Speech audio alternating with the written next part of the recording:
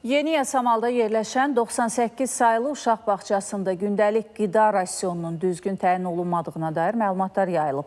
Valideyn iddia edir ki, bağçada uşaqlara ət verilmir. Əməkdaşlarımız iddianı yerində araşdırıb.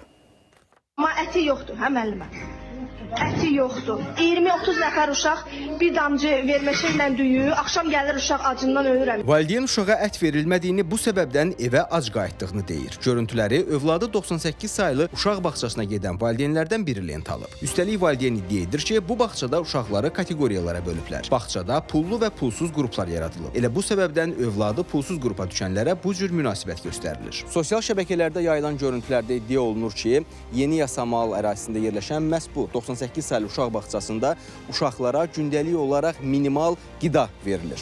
Təbii ki, bu da valideynləri ciddi formada narahat edir. Bəs görəsən, deyilənlər həqiqəti əks etdirirmi? Elə biz də bu suala aydınlıq gətirmək üçün bağçanın ərazisinə gəlmişik, amma təəssüflər olsun ki, üzə çıxıb bu məsələyə münasibət bildirən heç kəs yoxdur.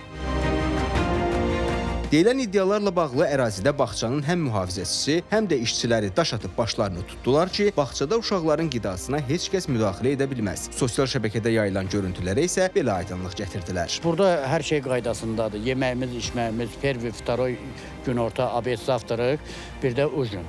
Bəs uşaqlara deyirlər yeməkləri... Onu öz yanlarından deyirlər. Bizim bir elə var valideynlərimiz var ki, indi nəyləsə bağlı bilmirlər nə deyərlər. Valideynə sual verir.